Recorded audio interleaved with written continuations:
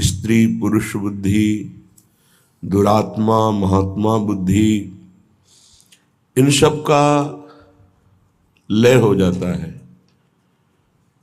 उसकी दृष्टि में न कोई स्त्री है, न कोई पुरुष है, न कोई दुरात्मा है, न कोई महात्मा, एकमात्र परमात्म दृष्टि जागृत होती है। ये जागृत होती है, पहले भावना की जाती है, फिर स्थिति होती है। जैसे पार्थिव स्थिति होने पर पहले स्त्री पुरुष जड़ चैतन्य दुरात्मा महात्मा ऐसा दर्शन होगा, बाद में भगवत भाव होगा। लेकिन स्थिति होने पर केवल भगवत भाव रहता है, केवल प्रभु भाव रहता है। जब तक ये भाव नहीं रहता तब तक बहुत कच्चाई है, और उपासक को सावधानी पूर्वक अपने को परिपक्व करना है। परिपक्व अपना प्रयास और गुरु इष्ट कृपा, अपना केवल प्रयास ही है, कृपा का भरोसा नहीं तो परिपक्व अवस्था नहीं प्राप्त हो सकती। और आप वाणी से केवल कृपा शब्द का उच्चारण करते हैं और आप प्रयास बिल्कुल नहीं कर रहे, पुरुषार्थ नहीं कर रहे, मनमानी आचरण कर रहे हैं, तो स्थिति नहीं प्राप्त हो सकती। स्थिति प्राप्त होती अपना संपूर्ण पुरुषार्थ लगा दे और भगवत कृपा का, गुरु कृपा का भरोसा, तो स्थिति निश्चित प्राप्त हो जाती है। और यही स्थिति जीवन मुक्त करती है। और जीवन मुक्त महापुरुष ही प्रियालाल के प्रेम का रसास्वादन करता है। जब तक देह भाव पुष्ट है तब तक प्रेम का प्रादुर्भाव नहीं होता। जैसे जैसे देह भाव गलित होता है वैसे वैसे प्रेम प्रतिक्षण वर्धमान होता रहता है, बढ़ता रहता है। प्रेम अगाध समुद्र है, इसलिए कभी इसमें पूर्णता नहीं होती कि अब पूर्ण प्रेम आ गया। कभी प्रेमी को ऐसा अनुभव नहीं होता कि मैं प्रेमी हूं या मेरे में प्रेम है या पूर्णता है, नहीं। हर समय एक विचित्र कोटि की चाह उत्पन्न होती है। यद्यपि जिनकी चाह है वो मिले हुए हैं, फिर भी वो इतनी प्यास है कि वो चाह बढ़ती ही रहती। चाह बढ़े दिन रैन, रात दिन चाह बढ़ती है। यद्यपि तन मन के बिछुरे नहीं, न शरीर से दूर है न मन से दूर है, पर चाह बढ़े दिन रैन। कबहु संजोग न मानहि, देखें भरी भरी नैन। हर समय नेत्र भर के रूप रस का पान करते हैं, पर ऐसा लगता है मानो कभी देखा ही नहीं। ऐसी प्रेम की महामहिम वृत्ति जब उपासक के हृदय में जागृत होती है, ये है मोक्ष सुख भी कड़ुआ कर देने वाला सुख। मानो देह में जो मृत्यु लोक का सुख है तो बड़ा घृणित सुख है। इससे उच्च कोटि का सुख देवलोक में है। देवलोक से भी तपलोक, महरलोक, जनलोक, फिर सबसे ज्यादा महान सुख ब्रह्मलोक में है। लेकिन ये जितने सुख हैं सब मायाकृत हैं। जो दास को सुख मिलता है वो ब्रह्मा जी को भी सुख ब्रह्म पद में नहीं मिला, भगवत दासत्व। फिर जो सखाओं को सुख मिला उसकी तो महिमा ही क्या। जो वात्सल्य भाव से प्रभु को दुलार करते हैं उनके हृदय को क्या कहना। जो कांता भाव से प्रभु से प्यार करते हैं उनको कौन उपमा दे किसी से, क्योंकि वो अद्वितीय हैं। जो कांत श्री कृष्ण को मानकर आठों पहर उनमें चित्त को श्रृंगार भाव से जोड़ते हैं। और ये तो महामाधुर्य रस वृंदावन नित्य विहार, यहां जब चित्त स्पर्श करता है तो मोक्ष कड़ुआ लगने लगता है। मोक्ष सुख भी थुतकी कृत हो जाता है। जिसे कड़ुआ हम स्वीकार नहीं कर सकते, थूक देते हैं, ऐसा श्रीपाद प्रबोधानंद जी ने कई बार वर्णन किया। और महाप्रभु हरिवंश चंद्र जो भी कहते हैं विभेम कैवल्यता, ये तो भयावह है मोक्ष पद, भय लगता है इससे। श्री रूप जी ने कहा कि ये तो पिशाचिनी है। जब तक ये भुक्ति मुक्ति पिशाचनी लगी रहेगी तब तक प्रेम नहीं प्रकट होता है। भोगों को भोगने की इच्छा रूपी पिशाचनी या मुक्त हो जाने की पिशाचनी। ऐसा महापुरुषों ने जब प्रिया प्रीतम के प्रेम रंग रस का रसास्वादन किया तो मोक्ष मुक्ति पिशाचनी लगने लगी, भयावह लगने लगी, कड़वी लगने लगी, थुतकी कृत्य हो गई। फिर और कौन सा सुख बचा? सर्वश्रेष्ठ महासुख आत्म सुख जीवन मुक्त महापुरुषों को प्राप्त होता है। लेकिन प्रेम सुख के आगे ये सब सुख फीके हो जाते हैं। इन्हीं बिलोकत अति अनुरागा, बरबस ब्रह्म सुख ही मन त्यागा। ब्रह्म सुख का भी त्याग करके मन प्रभु की रूप रसासों का रूप का आनंद प्राप्त करने के लिए विकल हो गया। जनक जी महाराज का और ज्ञानियों की और ब्रह्मबोध संपन्न महापुरुषों की तो अलग वृत्ति रही। ये तो बड़े बड़े ज्ञानियों के गुरु हैं। इसलिए श्रीपाद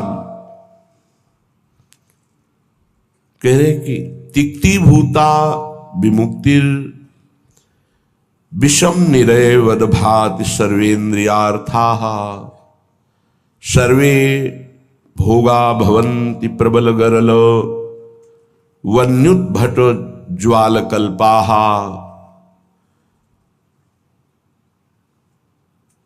कीट प्रायाः समस्त प्रवर सुरगणा सिद्धयश्चेन्द्रजाल प्रायः संस्वाद्य वृंदावन रसिक रसम माद्यते मेद्य हृदयम। जब आपको प्रियालाल का थोड़ा भी प्रेम प्राप्त होगा तो तिक्ति भूता विमुक्तिर, ये जो जीवन मुक्ति अवस्था है, मोक्ष पदवी है, बोले तिक्ति भूता है, कड़वी लगने लगेगी। नहीं चाहिए मोक्ष सुख, पर ये बहुत ऊंची बात है।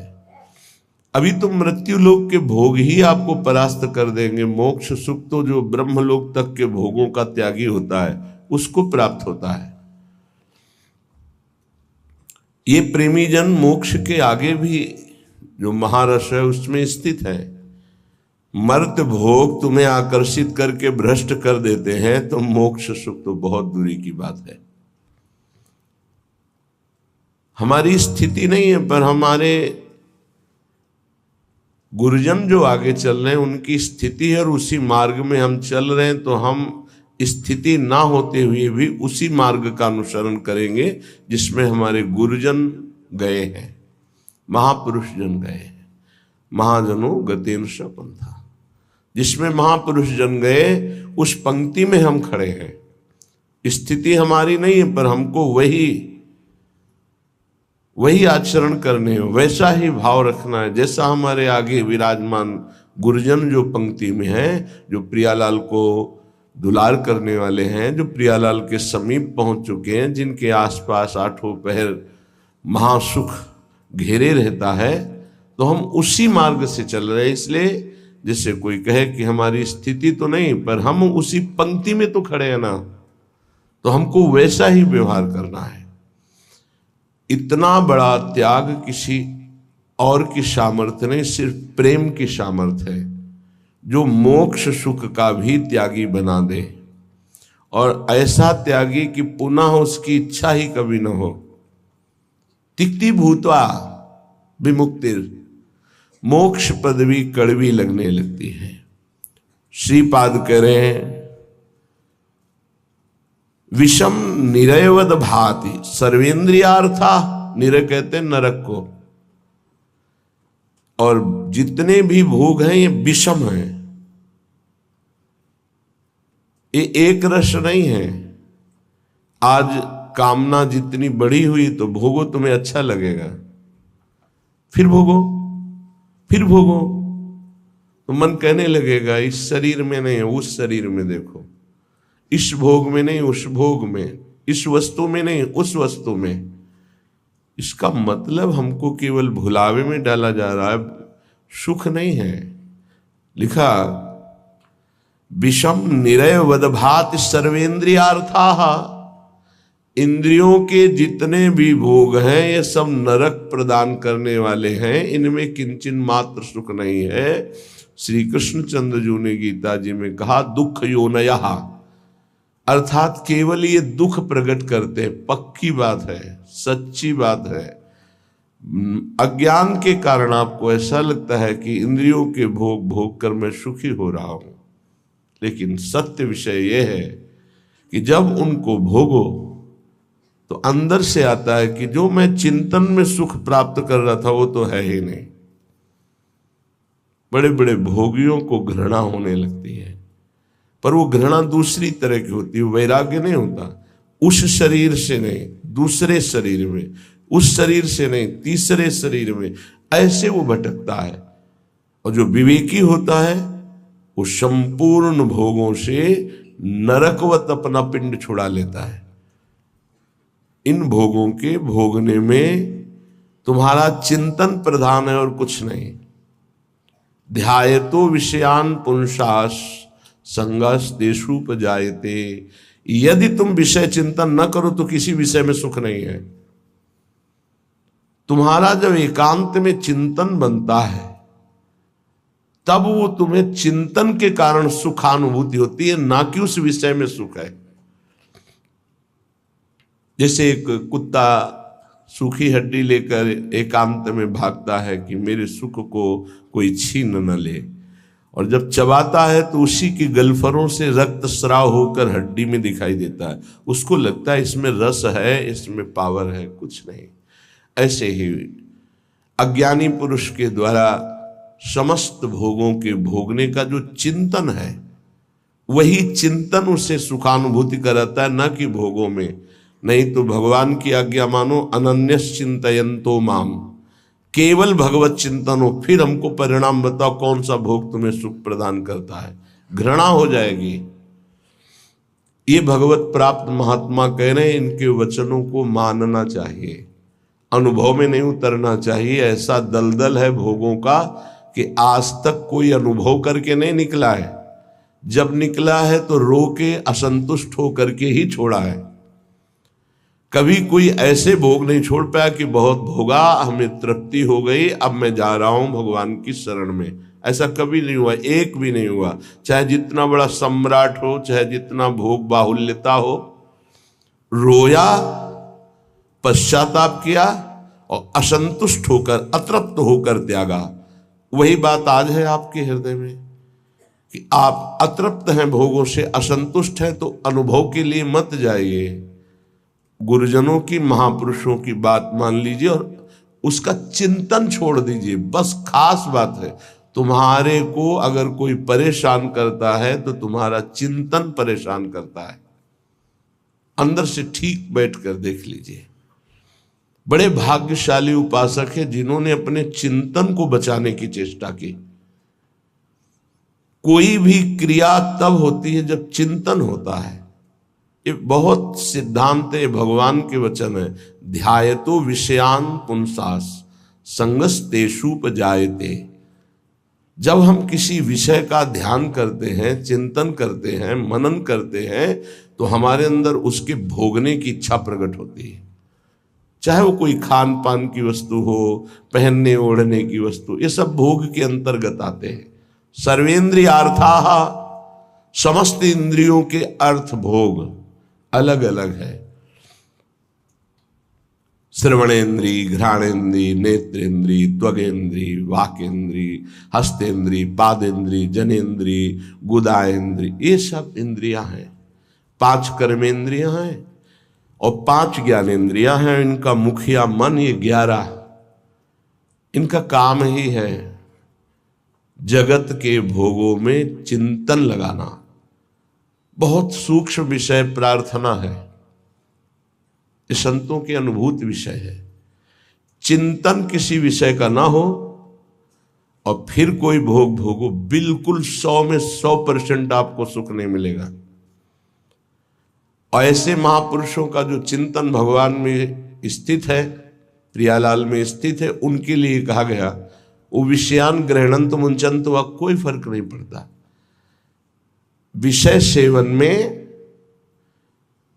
पाप कृत्य में, पुण्य कृत्य में अंतर से देखा जाता है कि उसको बराबर 5 व्यक्ति बराबर वही क्रिया कर रहे हैं, चाहे वो पाप की हो या पुण्य की हो, लेकिन पांचों का फल अलग अलग हो सकता है। एक का राग नहीं है, बिल्कुल केवल क्रिया है, बिल्कुल राग नहीं है, बिल्कुल नहीं बनेगा, उसका हर कर्म अकर्म हो जाएगा। एक है बहुत कम राग है, उसको बहुत कम फंसाओ उसको होगा। एक है संपूर्ण राग चित्त में है, उसको पूरी आसक्ति उसकी दुर्गति करा देगी। अंतर से तुम कितना चिंतन करके उस भोग को स्वीकार किए हो, बस खास बातें हैं।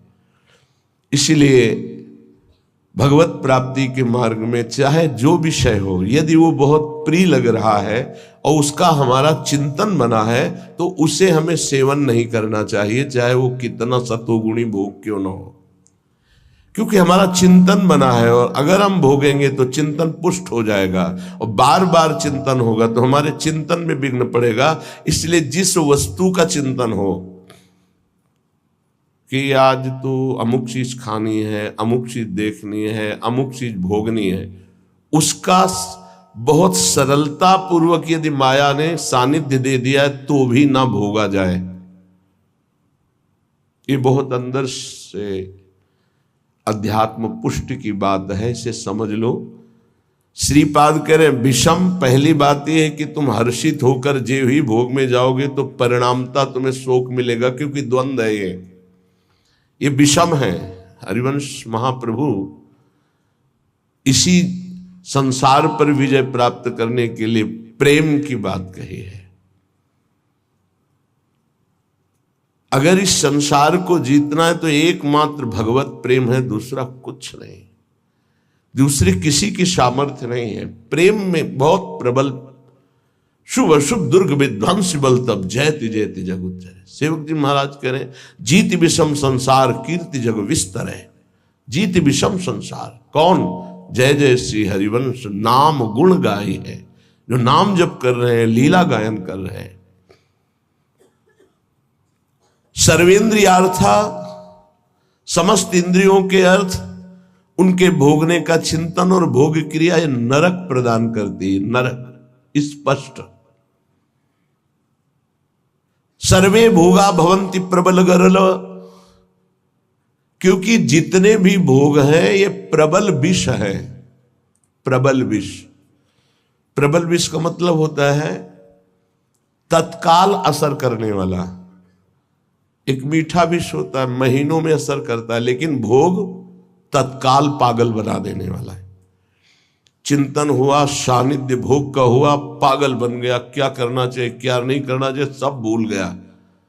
देखो कितना असर चढ़ा उसका, कि उसका चिंतन, उसकी क्रिया सब भागवतिक मिट गई, और उस समय वो कामांध हो गया, उस समय वो वासना में हो गया, सारा चिंतन खत्म, सारी की सारी वृत्ति। ये जहर है, इसे कह रहे सर्वे भोगा भवंति प्रबल गरल। ये प्रबल विष है जो तत्काल चढ़ता है, देखने से चढ़ता है, छूने से चढ़ता है, चिंतन से चढ़ता है, फिर भोगने से क्या होता होगा। ये ऐसा प्रबल गरल है, विष है, कि एक विष तो खाने से ही केवल एक शरीर में चढ़ेगा, एक जन्म नष्ट करेगा। लेकिन ये भोग कह रहे सर्वे भोगा भवंती प्रबल गरला, ये इतना बड़ा विष है कि देखने से चढ़ जाता है, सुनने से चढ़ जाता है, चिंतन से चढ़ जाता है, फिर भोगने से क्या दुर्गति होगी। इसलिए कहा निरवय वदभाति सर्वेंद्रियार्था, जो इंद्रियों के भोगों का चिंतन करके उनको भोग कर सुखानुभूति करते उनको नरक की प्राप्ति होती। भगवान ने भी कहा त्रिविधम नरकश्चेदम द्वारं नाशन मात्मनः कामः क्रोधा तथा लोभा तस्मादेत्रेम त्यजेत। ये तीनों नरक के द्वार हैं, काम क्रोध लोभ, ये निश्चित नरक प्रदान करते हैं। वन्युद्भट ज्वाल कल्पाहा, और ये भोग क्या करते हैं, हृदय को जलाते हैं, अग्नि जैसे जला करके त्वगेंद्री को, शरीर को कष्ट देती है। लेकिन ये कारण शरीर तक प्रभाव डालते हैं भोग, स्वभाव, अंतःकरण, इंद्रियां और स्थूल शरीर भी। इस तीनों शरीरों पर विष का प्रभाव पड़े, ऐसा विष की रचना आज तक नहीं हुई प्रकृति में। प्राकृतिक विष केवल स्थूल शरीर पर प्रभाव डालता है, इस पर। लेकिन ये सर्वे भोगा भवंति प्रबल गरला, ये स्थूल शरीर पर भी प्रभाव डालते हैं, सूक्ष्म शरीर को वशीभूत कर लेते हैं और स्वभाव को बिगाड़ देते हैं। देहाभिमानी पुरुष जब इंद्रियों के द्वारा विषयों का चिंतन करके भोग करता है तो उसके तीनों शरीर बर्बाद हो जाते हैं, तीनों शरीर उसके गंदे हो जाते हैं।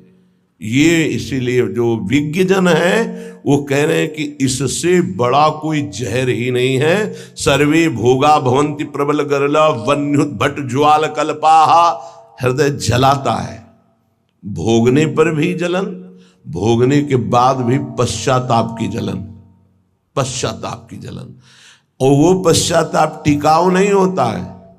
1 घंटे 2 घंटे जलन हुई, तीसरे घंटे फिर उसी भोग की चिंतन वृत्ति, फिर वही भोग की क्रिया। बड़ी दुर्गति है संसारिक जीव की, बड़ी दुर्गति। ऊपर से चिकना चुपड़ा शांत नजर आ रहा है, अंदर देखो इसमें लिखा है वन्युत भट ज्वाल कल्पाहा, कामाग्नि, क्रोधाग्नि, लोभाग्नि, उससे जल रहा है वो। कीट प्रायाः समस्त प्रवर सुरगणाः सिद्ध्यश्चेन्द्र जाल। कह रहे कि बड़े महापुरुष हैं, इसलिए कह रहे हैं कि इन कीड़ों में और देवताओं में कोई फर्क नहीं है। क्यों?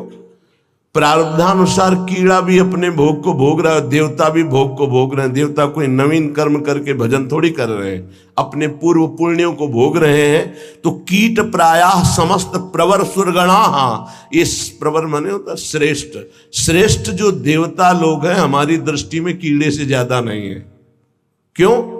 क्योंकि जैसे कीड़ा अपना प्रारब्ध भोग रहा है, ऐसे देवता अपने प्रारब्ध भोग रहे हैं। शुभ कुछ नहीं है उनके पास, नवीन कर्म नहीं, जितना रुपया जमा है उसका भोग कर रहे हैं। जैसे बढ़िया होटल है, हर व्यवस्था है, आपका पेमेंट है तो आप भोगिए, हर भोग। जिस दिन पेमेंट खत्म हुआ धक्का मार के बाहर कर दिए जाओगे। ऐसे ही स्वर्ग से धक्का मार के गिरा दिया जाता है। उसके गले में एक माला पड़ी होती है, वो माला नित्य नवीन सुगंधित रहती है जब तक उसको स्वर्ग में रहना है। और जहां माला कुम्हलाई तो पता चला कि पुण्य नष्ट हो गए। अब उसको भारी वियोग, उसका विमान छिन जाएगा, उसका महल छिन जाएगा, उसको अप्सरा जो मिली थी वो सब भोग सामग्री एक क्षण में हटा के, देव शरीर से हटा के भ्रष्ट कर दिया गया। फिर मृत्यु लोक में क्या बनेगा कि कीड़ा पतिंगा क्या बनेगा वो भगवान जाने। इसीलिए कह रहे मेरी दृष्टि में कीड़े से और देवता से समानता जब करते हैं तो बराबर नजर आता है। वो अपने प्रारब्ध का भोग भोग रहा है, अपने प्रारब्ध का। तो बोले मनुष्य का उदाहरण क्यों? मनुष्य श्रेष्ठ है देवताओं से। क्यों? क्योंकि वो राधा राधा कृष्ण कृष्ण जप करके वो भगवत प्राप्ति कर सकता है, देवता नहीं कर सकते। कीट प्रायाः समस्त प्रवर सुरगणाः सिद्ध्यश्चेन्द्र जाल। अब कह रहे ये जो अष्ट सिद्धियां और भी 28 सिद्धियां और भी अन्य छोटी सिद्धियां, बोले ये इंद्रजाल है, कोई भगवदानंद नहीं है। इंद्रजाल माने होता है जो है नहीं पर दिखाया जा रहा है, माया का, जादू का एक नया तमाशा। सिद्धियां क्या है? माया का एक नया तमाशा। अगर उनको और क्या तमाशा, यही है अभी यहां है और इसी समय कहीं और है। जब दोनों अरे बड़े तो सिद्ध पुरुष हैं, अभी तो यहां हमारे सामने, तो बोले ठीक इसी समय हमारे पास भी थे, बोले बड़े सिद्ध पुरुष हैं। ये क्या है? कोई खास बात थोड़ी है। अष्ट सिद्धियां सिद्ध्यश्चेन्द्र जाल, ये इंद्रजाल माया जादू का तमाशा है।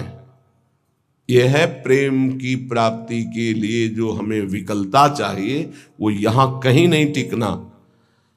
प्रायः संस्वाद्य वृंदावन रसिक रसम माद्यते मेद्य हृदयम। जिनको वृंदावन प्रेम रस की प्राप्ति की चाह है वो इतने में किसी में भी न टिके, किसी को भी स्वीकार न करे, नहीं प्रेम रस नहीं मिलेगा। इसीलिए आप देखें हमारे वृंदावन ब्रज धाम या कहीं भी जो भगवत प्रेमी सिद्ध महापुरुष है, आपको कोई जादू तमाशा कोई ऐसी बात नहीं मिलेगी। सीधे सरल स्वभाव, नमन कुटिलाई। तो यहाँ की सिद्धि क्या है? यहाँ के सिद्धों को क्या प्राप्त होता है? रुदु सुस्वरम राजन कृष्ण दर्शन लालसा। पर रोना यहाँ की सिद्धि है। जिस पर तुम हो रीझते क्या देते यदुवीर, रोना सिसकना तड़पना आहों की जागीर। ये यहाँ के सिद्धों की परिपाटी है। एकांत में बैठे हुए चिल्ला चिल्ला के रो रहे प्रभु से, हा कृष्ण, हा कमल लोचन, हा प्रियाजू, हा स्वामिनी। ये यहाँ की सिद्धि है। तो ये किसको मिलती है? बोले जो मोक्ष को कड़ुआ मान करके, जो समस्त इंद्रियों के भोगों को नरक मान करके, जो समस्त भोगों को महाविष जान करके, क्योंकि ये जलाने वाले हैं, और समस्त देवताओं को भी कीड़े से भी ज्यादा भाव न रखना। कीड़ा अपना प्रारब्ध भोग रहा है, वो अपना प्रारब्ध भोग रहा है। और इंद्रियां हैं तो जादू का तमाशा। गोस्वामी तुलसीदास जी ने भी लिखा है, रिद्धि सिद्धि पेरे बहु भाई, बुद्धि लोभ दिखावे आई, होए बुद्धि जो परम सयानी, तिन तन चितैना नहित जानी। ये हमारा अमंगल कर देंगी, भगवत प्राप्ति नहीं होने देगी। इसलिए भगवत प्रेमी महात्मा कभी किसी सिद्धि को स्वीकार नहीं करता। इसीलिए बहुत सरल होते। अब फिर उनमें कोई चमत्कार नहीं दिखाई देता। क्या चमत्कार? बाहरी, क्योंकि वो इंद्रजाल स्वीकार नहीं किए। उनका चमत्कार होता उनके समीप एक बार जो आ गया और उन पर भाव कर लिया तो उसका जीवन परिवर्तित हो गया। वो भक्त बन गया, भगवान का नाम जापक बन गया, अच्छे आचरण वाला बन गया, मनुष्य जीवन का उसको लाभ मिल गया। ये चमत्कार होता है। तो श्रीपाद कह रहे हैं, श्री वृंदावन का जो महारसास्वादन मतवाला कर देने वाला, मोक्ष सुख को भी थुत्कीकृत करने वाला प्रेम है, उसकी प्राप्ति के लिए यदि आप चल रहे हो तो स्त्री मात्रे मात्र बुद्धि। बहुत ध्यान से सुनिए। गृहस्थ हैं तो जिनके साथ पाणी ग्रहण संस्कार किया है, उनके अलावा आपका किसी के प्रति भी काम भाव वाली वृत्ति का संबंध नहीं होना चाहिए। नहीं, बड़ी दुर्गति होती है। चाहे वो स्त्री शरीर हो चाहे पुरुष शरीर हो, यदि अपनी मर्यादा से अलग, ये देखो धर्म शास्त्र हैं, इनका एक कानून है। भारतीय संविधान के अनुसार आपने यदि कानून विरुद्ध आचरण किया और नहीं पकड़े गए तो आप अपने को बहुत प्रवीण मानते हैं कि मैं बच गया, देखो। लेकिन तुम भारतीय संविधान के प्रगट में दंड ना मिलने पर ऐसा न समझ लेना कि दंड मुक्त हो गए। एक है भागवतिक संविधान, जिसमें किसी की गवाही, किसी की साक्षी की या किसी की रिपोर्ट की जरूरत नहीं, तुम्हारा कर्म ही तुम्हें दंड दे देगा जो तुमने कर्म किया है। इसलिए जो पति वंचक पर पति रति करई, रो रो नरक कल्प सत परई। जो स्त्री अपने पति की वंचना करके दूसरे पुरुषों के साथ सहवास करती है, बहुत समय तक वो रो रो नरक को प्राप्त होती। ऐसे जो पुरुष पाणी ग्रहण करके अपनी पत्नी को धोखा देकर दूसरी स्त्री के साथ सहवास करता है, ऐसी उसकी दुर्गति होती है। और जो भगवत मार्ग में चलने वाले उपासक हैं, चाहे गृहस्थ हो चाहे विरक्त, समस्त संसार की जितनी भी स्त्री शरीरधारी हैं, उन सब के प्रति पूज्य बुद्धि, भगवत बुद्धि, दैवी बुद्धि, मातृ बुद्धि, ऐसा कहा गया है। जिनसे पाणी ग्रहण किया उनकी बात अलग, गृहस्थी में बका सबके प्रति भगवत बुद्धि, सबके प्रति।